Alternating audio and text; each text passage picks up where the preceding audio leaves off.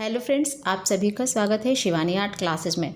Friends, आज का ये वीडियो एनसीईआरटी बुक जो हम करवा रहे हैं इस समय तो चैप्टर 4 करवा रहे हैं। चैप्टर 4 का पार्ट 1 कल अपलोड किया जा चुका है। अगर आपने वीडियो नहीं देखा है तो डिस्क्रिप्शन बॉक्स में लिंक दिया जाएगा, वहाँ से आप देख सकते हैं। और आज ये पार्ट 2 है। इसमें हम आगे की और विशेषताएं देखेंगे जो भारतीय कला और स्थापत्य में मौर्य काल की विशेषताएं रही हैं, तो उनको हम आगे देखेंगे।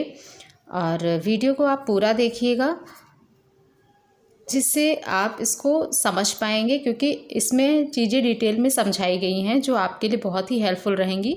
और ये सभी के लिए बहुत इम्पॉर्टेंट है। आर्ट के स्टूडेंट के लिए तो ये इम्पॉर्टेंट है ही, और भी एग्ज़ामों में इससे रिलेटेड क्वेश्चन पूछे जाते हैं, तो ये सभी के लिए ये टॉपिक बहुत ही इम्पॉर्टेंट है। तो चलिए शुरू करते हैं अपना आज का वीडियो। और अगर आपने अब तक चैनल को सब्सक्राइब नहीं किया है तो प्लीज़ कर लीजिए, साथ ही बेल के आइकन को भी प्रेस कर लीजिए, जिससे आने वाले लेटेस्ट वीडियो का नोटिफिकेशन आपको मिलता रहेगा। और इस चैनल पर आर्ट एग्ज़ाम की प्रिपरेशन कराई जा रही है। तो चलिए शुरू करते हैं अपना आज का ये वीडियो। तो जैसा कि इसके पहले पार्ट 1 में आपने देखा, यहाँ पर सांची स्तूप फर्स्ट की योजना किस तरह से समझाई गई है, और ये पिक्चर के माध्यम से भी आप देख के समझ सकते हैं। तो आज हम इसके आगे का पार्ट देखेंगे। आगे के पार्ट में भी यही बताया गया है कि यहाँ पर सांची में उकेरने की तकनीकी जो थी वो भरहुत की तुलना में अधिक उन्नत प्रतीत होती है। बुद्ध को यहाँ पर प्रतीकों के रूप में प्रस्तुत किया जाना अब भी जारी रहा। सांची के स्तूप फर्स्ट में आख्यान अधिक विस्तृत कर दिए गए हैं, किंतु स्वप्न प्रसंग का प्रस्तुतिकरण जो है महारानी को लेटी अवस्था में और ऊपर से उतरते हुए हाथी के चित्रण द्वारा बहुत ही सरल तरीके से किया गया है।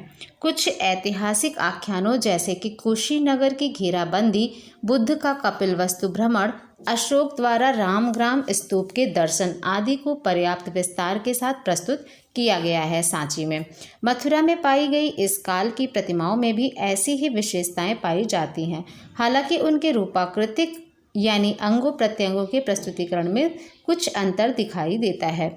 और यहाँ पे उत्कीर्ण आकृतियाँ दिखाई गई हैं। स्तूप फर्स्ट सांची में किस तरह से आकृतियाँ उत्कीर्ण की गई हैं।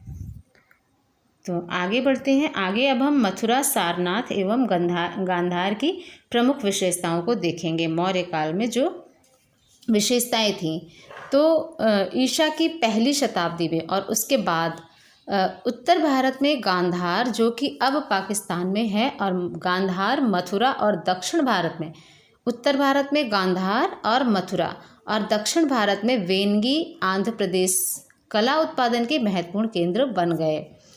तो कब बन गए? ईसा की पहली शताब्दी में। उत्तर भारत में गांधार व मथुरा और दक्षिण भारत में वेंगी, आंध्र प्रदेश, ये जो थे कला उत्पादन के महत्वपूर्ण केंद्र बन गए। मथुरा और गांधार में बुद्ध के प्रतीकात्मक रूप को मानव रूप मिल गया, यानी मथुरा और गांधार में बुद्ध के जो प्रतीकात्मक रूप हैं उनको मानव रूप मिल गया। गांधार की मूर्तिकला की परंपरा में बैक्ट्रिया, पार्थिया और स्वयं गांधार की स्थानीय परंपरा का संगम हो गया। मथुरा की मूर्तिकला की स्थानीय परंपरा इतनी प्रबल हो गई कि वह उत्तरी भारत के अन्य भागों में भी फैल गई। इसका सबसे बढ़िया उदाहरण जो देखने को मिलता है, पंजाब में संघोल स्थल पर पाई गई स्तूप की मूर्तियां हैं। मथुरा में बुद्ध की प्रतिमाएं यक्षों की आरंभिक मूर्तियों जैसी ही बनी है, लेकिन गांधार में पाई गई बुद्ध की प्रतिमाओं में यूनानी शैली की विशेषताएं पाई जाती हैं। मथुरा में जो बुद्ध की प्रतिमाएं हैं वो यक्षों की जो प्रारंभिक मूर्तियां थी वैसी ही बनी हैं, लेकिन यहाँ पर बताया गया है कि गांधार में पाई गई बुद्ध की प्रतिमाओं में यूनानी शैली की विशेषताएं पाई जाती हैं। मथुरा में आरंभिक जैन तीर्थंकरों और सम्राटों, विशेषकर कनिष्क की बिना सिर वाली मूर्तियां एवं चित्र भी पाए गए हैं। तो यहाँ से ये आपके लिए इम्पॉर्टेंट लाइन तैयार हो जाती है कि मथुरा में आरंभिक जैन तीर्थंकरों और सम्राटों, विशेषकर कनिष्क की बिना सिर वाली मूर्तियां एवं चित्र भी पाए गए हैं। तो क्वेश्चन एग्जाम में ऐसे बनाया जा सकता है कि कनिष्क की बिना सिर वाली मूर्तियां एवं चित्र कहाँ पाए गए हैं? मथुरा में पाए गए हैं। इसी प्रकार आगे देखते हैं, वैष्णव प्रतिमाएं मुख्य रूप से विष्णु और उनके विभिन्न रूपों की प्रतिमाएं। तो वैष्णव प्रतिमाएं कौन सी होती हैं? विष्णु और उनके विभिन्न रूपों की जो प्रतिमाएं हैं वैष्णव प्रतिमाएं। और शैव प्रतिमाएं मुख्य रूप से उनके लिंगों और मुखलिंगों की प्रतिमाएं भी मथुरा में पाई गई हैं। यानी मथुरा में वैष्णव प्रतिमाएं और शैव प्रतिमाएं भी पाई गई हैं, लेकिन संख्या की दृष्टि से यहाँ पर बुद्ध की प्रतिमाएं अधिक पाई गई हैं। तो एग्ज़ाम में ये क्वेश्चन भी पूछा जा सकता है कि बुद्ध की प्रतिमाएं अधिक कहाँ पाई गई हैं, यानी अधिक बुद्ध की प्रतिमाएं कहाँ पाई गई हैं? मथुरा में पाई गई हैं। और मथुरा में और कौन सी प्रतिमाएं हैं? वैष्णव प्रतिमाएं और शैव प्रतिमाएं। यानी कि मथुरा में वैष्णव प्रतिमाएं और शैव प्रतिमाएं और बुद्ध प्रतिमाएं पाई गई हैं, लेकिन यहाँ पर बुद्ध की प्रतिमाएं अधिक पाई गई हैं। ध्यान रहे कि विष्णु और शिव की प्रतिमाएं जो हैं उनके आयुधों यानी चक्र और त्रिशूल के साथ में प्रस्तुत की गई हैं। बड़ी प्रतिमाओं के उत्कीर्णन में विशालता दिखाई गई है। आकृतियों का विस्तार चित्र की परिधि से बाहर दिखाया गया है। चेहरे जो दिखाए गए हैं गोल हैं और उन पर मुस्कान दर्शाई गई है। मूर्तियों के आयतन का भारीपन यहाँ पर कम कर दिया गया है और उनमें मांसलता भी दिखाई देती है।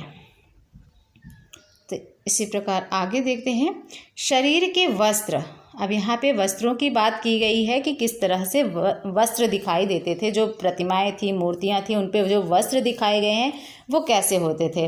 तो शरीर के वस्त्र जो थे स्पष्ट दृष्टिगोचर होते थे, यानी दिखाई देते थे, और वे बाएं कंधों को ढके हुए हैं। इस काल में बुद्ध, यक्ष, यक्षिणी, शैव और वैष्णव देवी प्रतिमाओं की प्रतिमाएं और मानव मूर्तियां भी बड़ी संख्या में बनाई गई हैं। ईसा की दूसरी शताब्दी में मथुरा में प्रतिमाओं में विषयाशक्ति केंद्रितता आ गई, गोलाई बढ़ गई और वे अधिक मांसल हो गई। ईसा की चौथी शताब्दी में भी यह प्रवृत्ति जारी रही। तो यहाँ पर ईसा की चौथी शताब्दी के लिए बताया गया है कि उसमें भी ऐसी ही प्रवृत्तियाँ जारी रहीं, लेकिन चौथी शताब्दी के अंतिम दशकों में विशालता और मांसलता में धीरे धीरे कमी कर दी गई। यानी यहाँ पर बताया गया है कि ईसा की चौथी शताब्दी में ये जो विशेषता थी ये जारी रही, लेकिन इसके अंतिम दशक में धीरे धीरे विशालता और मूर्तियों में जो मांसलता दिखाई देती थी उनमें कमी कर दी गई। मांसलता में अधिक कसाव आ गया और इनमें कम ओढ़े गए वस्त्रों को दर्शाया गया है। तो जैसा कि यहाँ बताया गया है कि वस्त्र जो होते थे वह स्पष्ट दिखाई देते थे और बाएं कंधों को ढके हुए होते थे, लेकिन यहाँ चौथी शताब्दी की बात की गई है और इनमें कम ओढ़े गए वस्त्रों को दर्शाया गया है। इसके बाद आता है ईसा की 5वीं और 6ठी शताब्दी। इनमें वस्त्रों को प्रतिमाओं के परिमाण यानी आकार में ही शामिल किया गया। बुद्ध की प्रतिमाओं में वस्त्रों की पारदर्शिता स्पष्टतः दृष्टिगोचर होती है। इस अवधि में यानी 5वीं और 6ठी शताब्दी में उत्तर भारत में मूर्तिकला के 2 महत्वपूर्ण संप्रदाय घरानों का उदय हुआ। मूर्तिकला का परंपरागत केंद्र मथुरा तो कला के उत्पादन का मुख्य केंद्र बना ही रहा, उसके साथ ही सारनाथ और कौशाम्बी भी कला उत्पादन के महत्वपूर्ण केंद्रों के रूप में उभर कर आए। कब? 5वीं और 6ठी शताब्दी में। यानी कि इस अवधि में उत्तर भारत में मूर्तिकला के 2 महत्वपूर्ण संप्रदाय घरानों का उदय हुआ और मूर्तिकला का यानी मथुरा तो परंपरागत केंद्र, मूर्तिकला का मुख्य केंद्र मथुरा तो था ही, उसके साथ ही सारनाथ और कौशाम्बी भी कला उत्पादन के महत्वपूर्ण केंद्रों के रूप में उभर आए। सारनाथ में पाई जाने वाली बौद्ध प्रतिमाओं में दोनों कंधों को वस्त्रों से ढका हुआ दिखाया गया है। सारनाथ में जो बौद्ध प्रतिमाएं पाई गई हैं उनमें दोनों कंधों को वस्त्रों से ढका हुआ दिखाया गया है। आगे बढ़ते हैं तो यहाँ पर आप देख सकते हैं यहाँ प्रतिमाएं हैं, यानी ये ध्यानस्थ बुद्ध गांधार 3री-4थी शताब्दी ईस्वी की ये प्रतिमा है जो कि गांधार की है, ध्यानस्थ बुद्ध की प्रतिमा है। और ये बोधिसत्व गांधार की बोधिसत्व की प्रतिमा है जो कि 5वीं-6ठी शताब्दी ईस्वी की है। तो यहाँ पर आप देख सकते हैं 3री-4थी शताब्दी में ये वस्त्रों को दोनों कंधों को ढके हुए दिखाया गया है। आगे बढ़ते हैं फ्रेंड्स, अगर आपने चैनल नहीं सब्सक्राइब किया है तो कर लें और बेल के आइकन को भी ज़रूर प्रेस करें, इससे आपको सभी वीडियो के नोटिफिकेशन मिलते रहेंगे। आगे इसमें दिया है कि सिर के चारों ओर आभा मंडल बना हुआ है, यानी जो प्रतिमाएं और मूर्तियां बनी हुई हैं उनके सिर के चारों ओर एक आभा मंडल बना हुआ है, जिसमें अलंकरण और सजावट बहुत कम किया हुआ है। जबकि मथुरा में बुद्ध की मूर्तियों में ओढ़ने के वस्त्र की कई तहें दिखाई गई हैं, और मथुरा में जो बुद्ध की मूर्तियां पाई गई हैं उनमें ओढ़ने यानी वस्त्र जो ओढ़ाए गए हैं उनकी कई तहें दिखाई गई हैं, और सिर के चारों ओर के आभा मंडल को अत्यधिक सजाया गया है। इन आरंभिक प्रतिमाओं की विशेषताओं का अध्ययन करने के लिए इन्हें मथुरा, सारनाथ, वाराणसी, नई दिल्ली, चेन्नई, अमरावती आदि संग्रहालयों में देखा जा सकता है। यानी आप अगर मथुरा, सारनाथ, वाराणसी, नई दिल्ली, चेन्नई, अमरावती इन जगहों में संग्रहालयों में जाएंगे तो वहाँ पर आपको ये मूर्तियाँ देखने को मिलेंगी और आप इनको देख के इनकी विशेषताओं को समझ पाएंगे।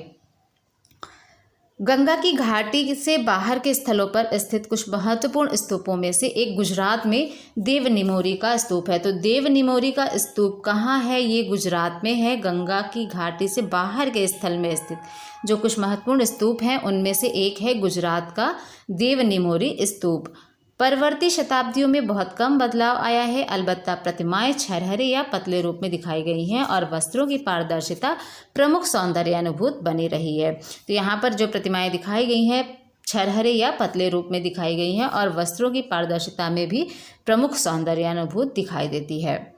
तो इतना आपने समझ लिया होगा। अब आगे बढ़ते हैं, दक्षिण भारतीय बौद्ध स्मारक की विशेषताओं को देखते हैं। दक्षिण भारत में जो बौद्ध स्मारक बनाए गए हैं, अनेक स्तूप स्थल हैं, वहाँ की जो विशेषताएं हैं अब हम उनको देखेंगे। तो चलिए शुरू करते हैं। आंध्र प्रदेश के वेंगी क्षेत्र में अनेक स्तूप स्थल हैं, जैसे कि जगयपेट, अमरावती, भट्टी प्रोलूरो, नागार्जुन कोंडा, गोली आदि। ये सब कहाँ हैं? ये सब आंध्र प्रदेश के वेंगी क्षेत्र में है। तो एक तो यहीं से आपका ये क्वेश्चन तैयार होता है, कई बार एग्जाम में पूछा गया है कि नागार्जुन कोंडा स्तूप स्थल कहाँ है? आंध्र प्रदेश में है। अमरावती स्तूप कहाँ है? आंध्र प्रदेश में है। तो इसी तरह से प्रश्न ये बन जाता है। यहाँ से आगे देखते हैं। अमरावती में एक महाचैत्य है जिसमें अनेक प्रतिमाएं थी, जो अब चेन्नई संग्रहालय, अमरावती स्थल के संग्रहालय और नई दिल्ली के राष्ट्रीय संग्रहालय, साथ ही लंदन के ब्रिटिश म्यूजियम में सुरक्षित रखी हुई हैं। तो अमरावती में जो एक महाचैत्य है उनमें स्थित प्रतिमाएं जो हैं ये चेन्नई संग्रहालय, अमरावती स्थल के संग्रहालय, नई दिल्ली के राष्ट्रीय संग्रहालय और लंदन के ब्रिटिश म्यूजियम में सुरक्षित रखी हुई हैं। सांची के स्तूप की तरह अमरावती के स्तूप में भी प्रदक्षिणा पथ है और वेदिका से ढका हुआ है। तो जैसा ऊपर सांची के स्तूप को मैंने दिखाया था आपको, और इसके पार्ट फर्स्ट में सांची के स्तूप को दिखाया गया है और उसमें जैसे प्रदक्षिणा पथ है वेदिका से ढका हुआ, तो उसी तरह से अमरावती के स्तूप में भी प्रदक्षिणा पथ है जो कि वेदिका से ढका हुआ है और वेदिका पर अनेक आख्यानात्मक प्रतिमाएं निरूपित की गई हैं। गुंबदी स्तूप का ढांचा संरचना उभारदार स्तूप प्रतिमाओं के चौकों से ढका हुआ है और यही उसकी खास विशेषता है। अमरावती स्तूप का तोरण समय की मार को नहीं झेल सका और गायब हो गया है। तो यानी यहाँ बताया गया है कि अमरावती स्तूप में तोरण द्वार जो होता है वो इस समय अब गायब हो चुका है। बुद्ध के जीवन की घटनाएं और जातक कथाओं के प्रसंग वहाँ चित्रित हैं। हालांकि अमरावती के स्तूप में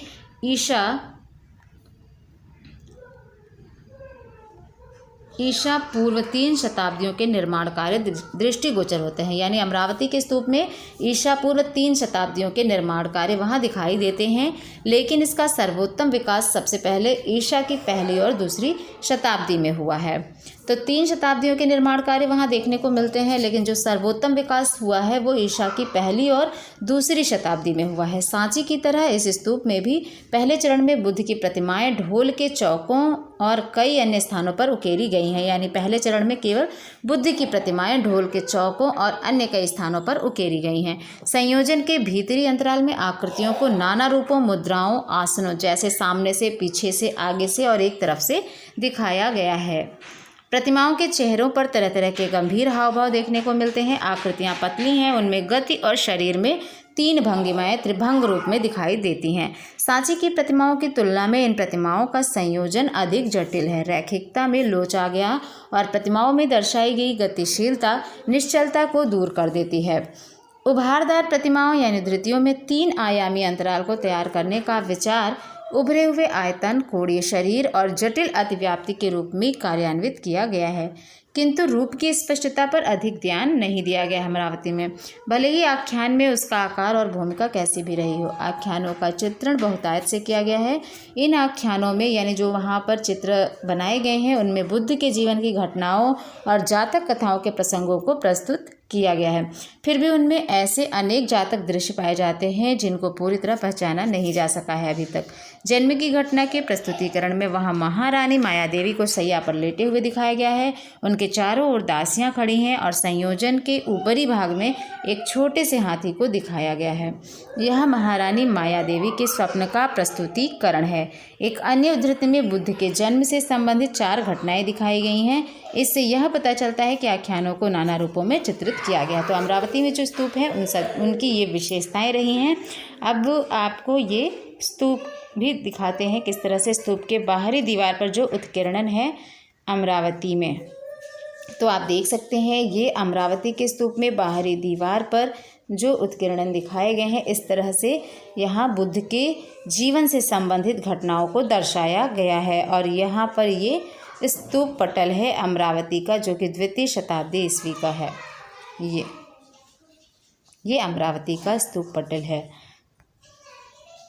तो देख सकते हैं किस तरह से बुद्ध के जन्म से जो भी कथानक जुड़े हुए हैं उनको यहाँ पर दर्शाया गया है। आगे बढ़ते हैं। अब इसमें हम ये नागार्जुन कोंडा का फलक है। तो आप देख सकते हैं ये नागार्जुन कोंडा का फलक। अब नागार्जुन कोंडा के विषय में भी उसकी विशेषताएं भी पढ़ते हैं। ईसा की 3री शताब्दी में, वहाँ 2री शताब्दी की बात है, अब ईसा की 3री शताब्दी में नागार्जुन कोंडा और गोली की प्रतिमाओं में आकृतियों की अनुप्राणित गति कम हो जाती है। अमरावती की उद्भृत प्रतिमाओं की तुलना में नागार्जुन कोंडा और गोली के जो कलाकार थे उनके कलाकारों ने काया की उभरी हुई सतहों का प्रभाव उत्पन्न करने में सफलता पाई, जो कि स्वाभाविक है और उसका अभिन्न अंग दिखाई देती है। अमरावती, नागार्जुन कोंडा और गुंटापल्ली ये आंध्र प्रदेश में स्थित है। अमरावती, नागार्जुन कोंडा और गुंटापल्ली ये कहाँ है? आंध्र प्रदेश में। बुद्ध की स्वतंत्र प्रतिमाएं भी यहाँ पाई जाती हैं। गुंटापल्ली में चट्टानों में काटी गई ये गुफा है जो एलुरु के पास स्थित है। तो गुंटापल्ली में यहाँ पर इम्पॉर्टेंट लाइन है कि चट्टान में काटी गई एक गुफा जो एलुरु के पास स्थित है वो कहाँ है? गुंटापल्ली में है।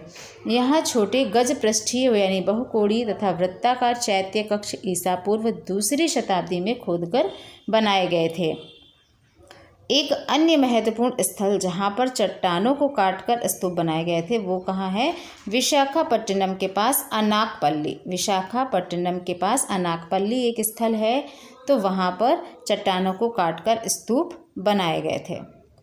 अब तक खुदाई में मिला सबसे बड़ा स्तूप जो है वो सन्नति यानी जनपद गुलबर्ग कर्नाटक में है। अब तक का खुदाई में मिला सबसे बड़ा स्तूप कहाँ है? सन्नति जनपद गुलबर्ग कर्नाटक में है।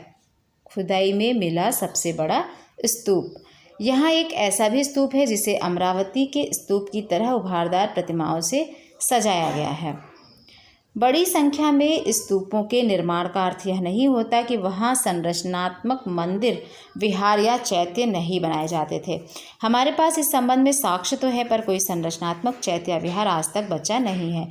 कुछ महत्वपूर्ण संरचनात्मक विहारों में सांची के गजपृष्ठाकार चैत्य का उल्लेख किया जा सकता है और यह वहाँ का मंदिर संख्या 18 है, जो एक साधारण देवालय है जिसमें आगे स्तंभ बने हैं और पीछे एक बड़ा कक्ष बना है। इसी प्रकार गुंटापल्ली के संरचनात्मक मंदिर का में भी उल्लेखनीय है।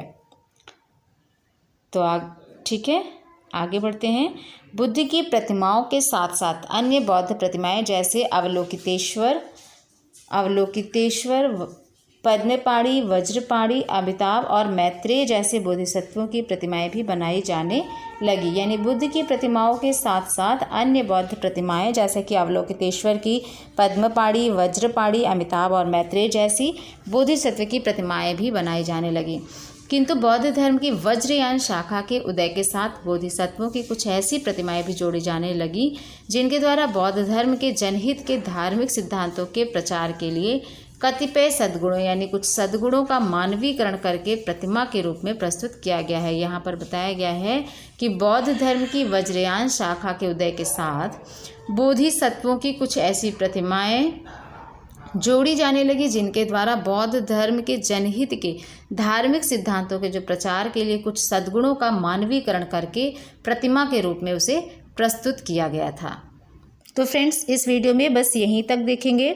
इसके बाद हम नेक्स्ट वीडियो में आगे का भाग देखेंगे, नहीं तो वीडियो बहुत लंबा हो जाता है और अपलोड करने में बहुत दिक्कत होती है।